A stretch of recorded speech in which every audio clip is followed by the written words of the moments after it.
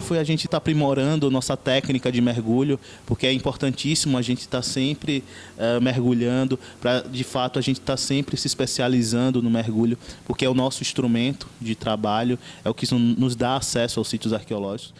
Os equipamentos que utilizaremos são os equipamentos de mergulho autônomo. Cada um deles tem uma função específica dentro da atividade de mergulho.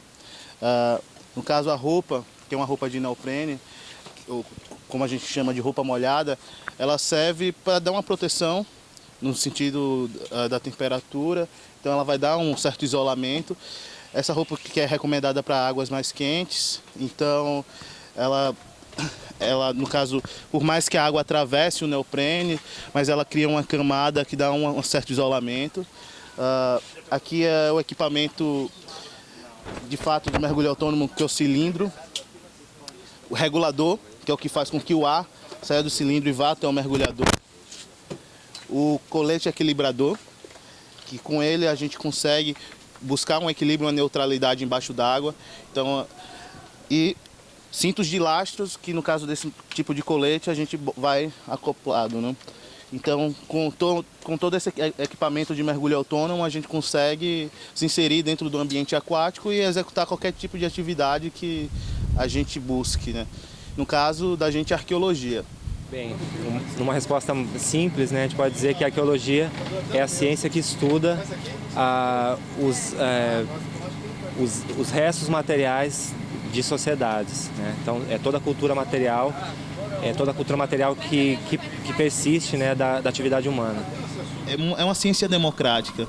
Não é uma ciência que está elitista, porque a gente está estudando a cultura material, e cultura material todo mundo produz, independente de cor, classe social, sexo. Então, de certa forma, a arqueologia ela é extremamente democrática nesse sentido, que ela pode contar a história de todos, não só da elite, mas também da plebe, das pessoas comuns, pessoas como nós, nossos parentes, nossos avós. Então a gente pode entender o nosso próprio passado estudando o patrimônio arqueológico, a cultura material. O Baía de Todos os Santos foi palco e cenário de vários fatos importantes da história naval e marítima brasileira. Tá? Desde a época dos descobrimentos, tá? Das grandes batalhas e invasões francesas, holandesas, das guerras de independência. Então o que temos aqui no subsolo marinho da Baía de Todos os Santos são os remanescentes desses momentos históricos. Tá? São restos de embarcações naufragadas, estruturas portuárias, que contam um pouco da história, não só para a Bahia, mas para o Brasil. Então você vai encontrar vai encontrar cultura material, tá? De um certo momento da história.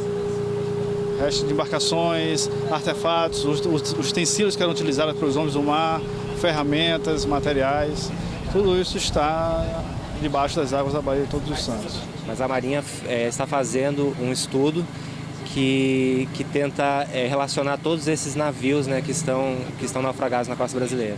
Existe um problema legal na arqueologia subaquática brasileira, porque apesar de serem sítios subaquáticos, né, sítios submersos, pela lei a maior responsável seria a Marinha, que deveria ouvir o IPHAN. Então, e a Marinha, assim como o IPHAN, eles estão tentando mudar, né, esse panorama legal a partir de um projeto de lei que já está no Congresso, né? E aí vai reverter esse caso. Aí seria o IPHAN que seria responsável, ouvindo, né, sendo ajudado pela Marinha, por causa da questão da navegação. A partir dos anos 60, com o advento do desenvolvimento do mergulho autônomo, que tem propiciado com que o homem possa conhecer o subsolo marinho, por meio da arqueologia, cientistas têm conseguido desenvolver pesquisas em ambientes até então desconhecidos, e com um material e com um acervo que era até então esquecido da história naval brasileira. Tá? Então temos aqui tecnologia, construção naval, vida a bordo, informações sobre tradições marinheiras, tudo isso você adquire por meio do que restou dos naufrágios. A importância de se preservar o patrimônio cultural subaquático veio da necessidade de a gente entender o nosso próprio passado e preservá-lo, porque é nossa herança cultural. Então a gente não pode virar as costas para o nosso passado. Se a gente não entende o nosso passado e se o nosso passado é negado, é manipulado, então como a gente pode pensar em um futuro, né? E entender quem nós somos.